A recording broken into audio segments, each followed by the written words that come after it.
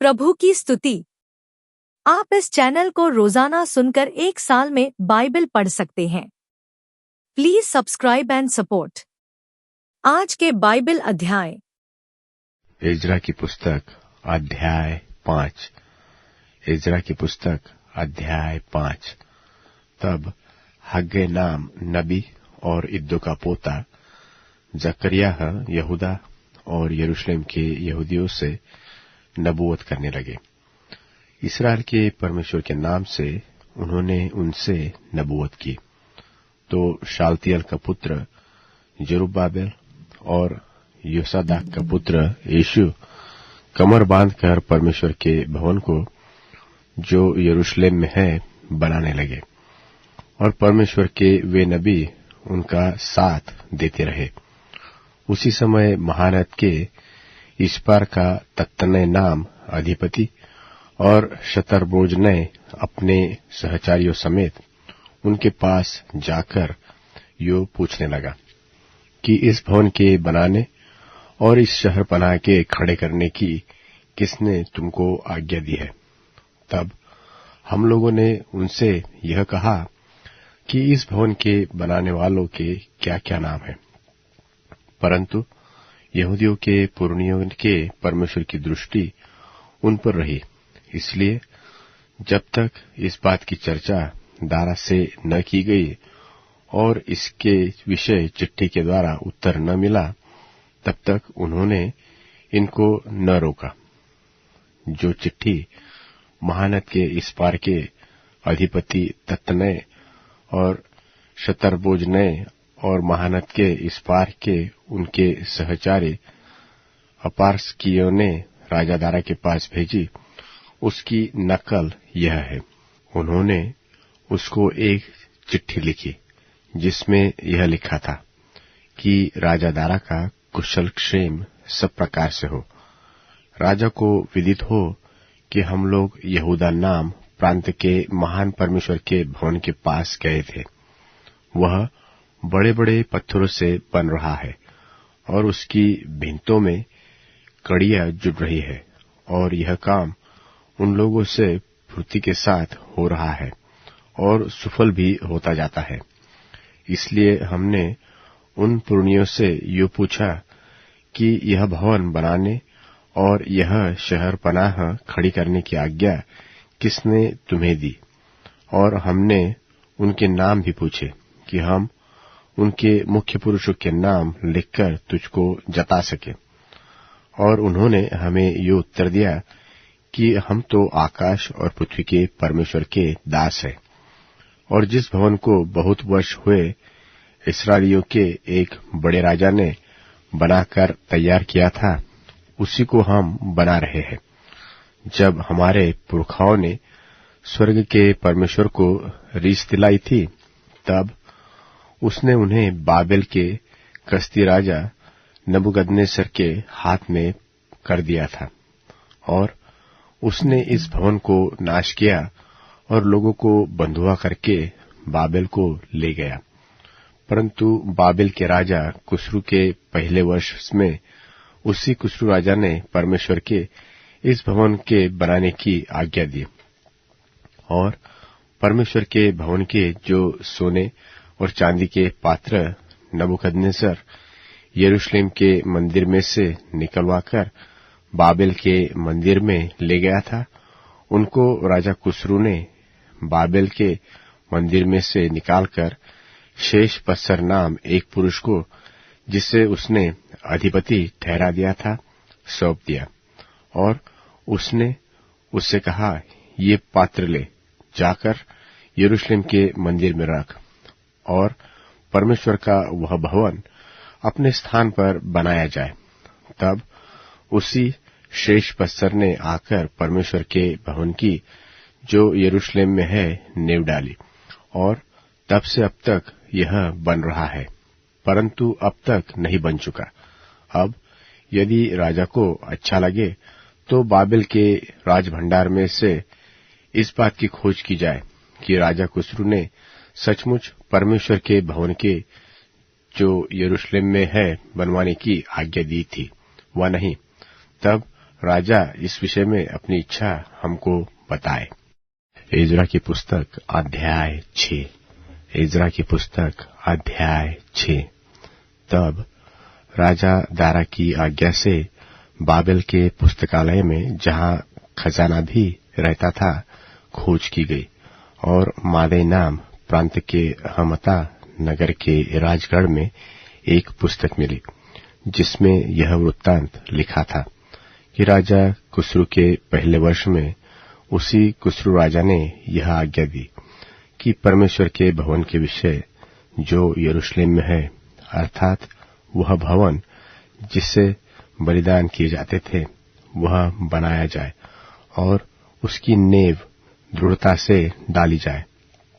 उसकी ऊंचाई और चौड़ाई 60-60 हाथ की हो, उसमें 3 रद्दे भारी भारी पत्थरों के हो और एक परत नई लकड़ी का हो, और इनकी लागत राजभवन से दी जाए।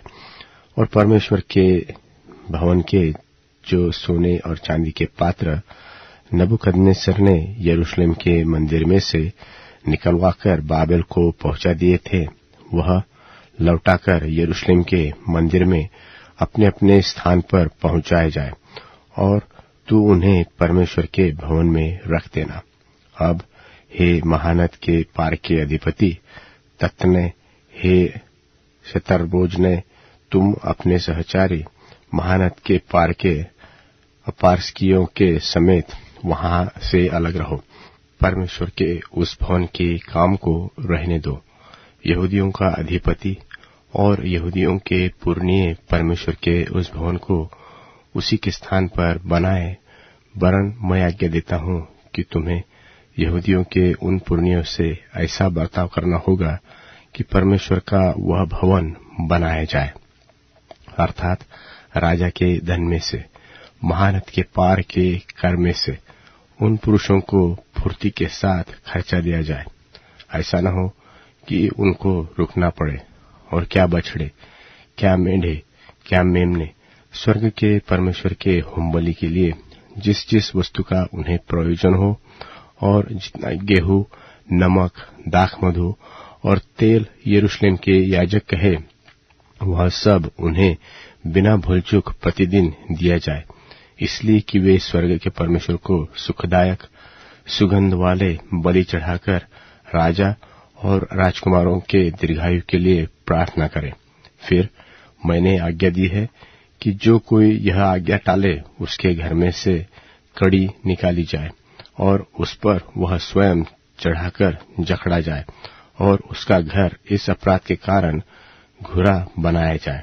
और परमेश्वर जिसने वहां अपने नाम का निवास ठहराया है, वह क्या राजा क्या प्रजा उन सबों को जो यह आज्ञा टालने और परमेश्वर के भवन को जो यरूशलेम में है नाश करने के लिए हाथ बढ़ाए नष्ट करे। मुझ दारा ने यह आज्ञा दी है, फुर्ती से ऐसा ही करना। तब महानद के इस पार के अधिपति तत्ने और शतरबोजने और उसके सहचारियों ने दारा राजा के चिट्ठी भेजने के कारण उसी के अनुसार फुर्ती से काम किया। तब यहूदी पुरनिये हग्गे नबी और इद्दो के पोते जकरिया के नबूवत करने से मंदिर को बनाते रहे और कृतार्थ भी हुए, और इस्राएल के परमेश्वर की आज्ञा के अनुसार और फारस के राजा कुस्रू दारा और अर्थक्षेत्र की आज्ञाओं के अनुसार बनाते बनाते उसे पूरा कर लिया। इस प्रकार वह भवन राजा दारा के राज्य के 6वें वर्ष में अदार महीने के 3 दिन को बनकर समाप्त हुआ। इस्राएली अर्थात याजक, लेविया और जितने बंधुआई में से आए थे, उन्होंने परमेश्वर के उस भवन की प्रतिष्ठा उत्सव के साथ की, और उस भवन की प्रतिष्ठा में उन्होंने 100 बैल, 200 मेढ़े और 400 मेमने, और फिर सब इस्राएल के निमित्त पाप बलि करके इस्राएल के गोत्रों की गिनती के अनुसार 12 बकरे चढ़ाए। तब जैसे मूसा की पुस्तक में लिखा है, वैसे ही उन्होंने परमेश्वर की आराधना के लिए जो यरूशलेम में है बारी बारी से याजकों और दल दल के लेवियों को नियुक्त कर दिया। फिर पहले महीने के 14वें दिन को बंधुआई से आए हुए लोगों ने फसह माना, क्योंकि याजकों और लेवियों ने एक मन होकर अपने अपने को शुद्ध किया था, इसलिए वे सब के सब शुद्ध थे। उन्होंने बंधुआई से आए हुए सब लोगों और अपने भाई याजकों के लिए और अपने अपने लिए फसह के पशु बलि किए। तब बंधुआई से लौटे हुए इस्राएली और जितने उस देश की अन्य जातियों की अशुद्धता के से इसलिए अलग हो गए थे कि इस्राएल के परमेश्वर यहोवा की खोज करें, उन सबों ने भोजन किया और अख़मीरी रोटी का पर्व 7 दिन तक आनंद के साथ मनाते रहे, क्योंकि यहोवा ने उन्हें आनंदित किया था और अश्शूर के राजा का मन उनकी ओर ऐसा फेर दिया था कि वह परमेश्वर अर्थात इस्राएल के परमेश्वर के भवन के काम में उनकी सहायता करे। यूहन्ना रचित सुसमाचार 5वां अध्याय। इन बातों के पीछे यहूदियों का एक पर्व हुआ और यीशु यरूशलेम को गया।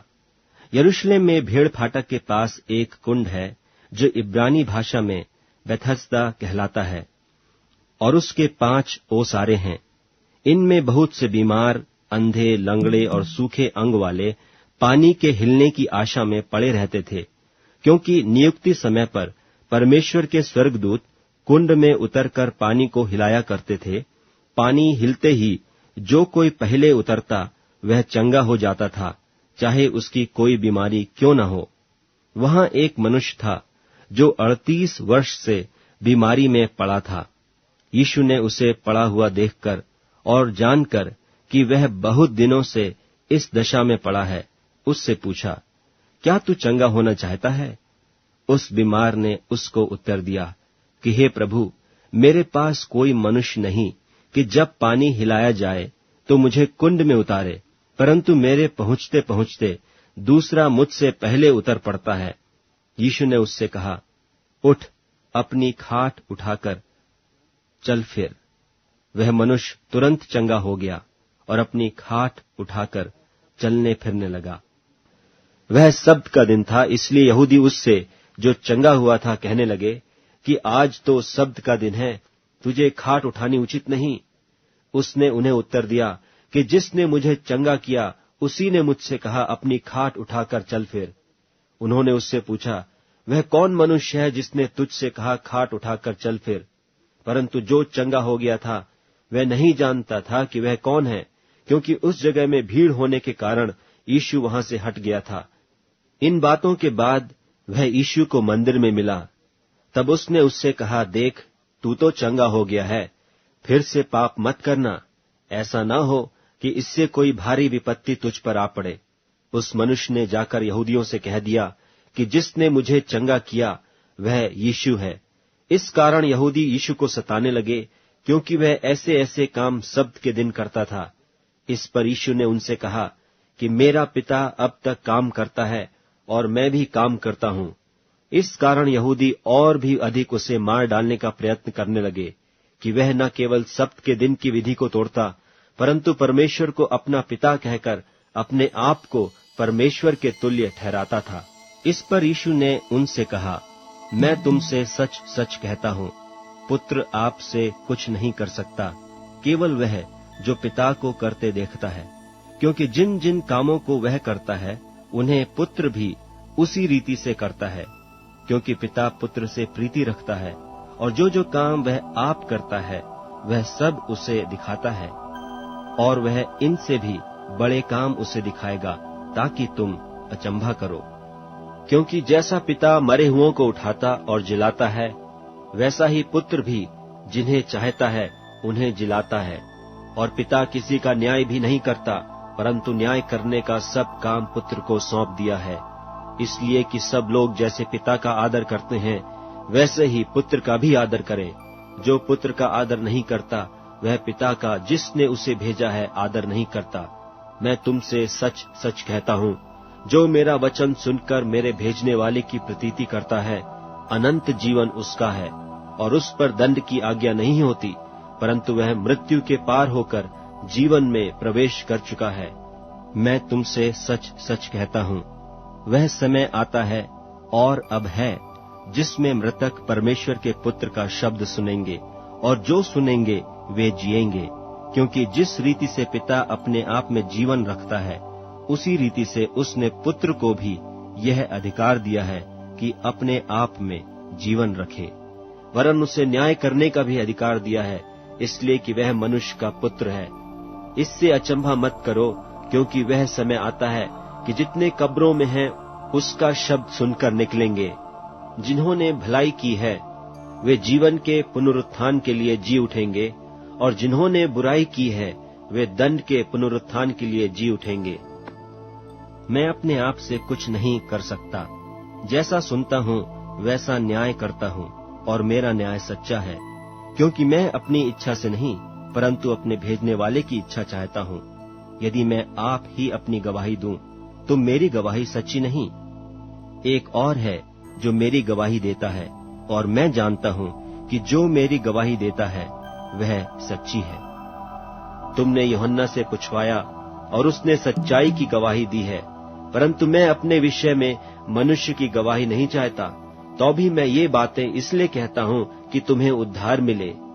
वह तो जलता और चमकता हुआ दीपक था, और तुम्हें कुछ देर तक उसकी ज्योति में मगन होना अच्छा लगा, परंतु मेरे पास जो गवाही है वह यूहन्ना की गवाही से बड़ी है, क्योंकि जो काम पिता ने मुझे पूरा करने को सौंपा है, अर्थात यही काम जो मैं करता हूँ, वे मेरे गवाह हैं कि पिता ने मुझे भेजा है, और पिता जिसने मुझे भेजा है उसी ने मेरी गवाही दी है। तुमने न कभी उसका शब्द सुना और न उसका रूप देखा है, और उसके वचनों को मन में स्थिर नहीं रखते, क्योंकि जिसे उसने भेजा उसकी प्रतीति नहीं करते। तुम पवित्र शास्त्र में ढूंढते हो, क्योंकि समझते हो कि उसमें अनंत जीवन तुम्हें मिलता है, और यह वही है जो मेरी गवाही देता है।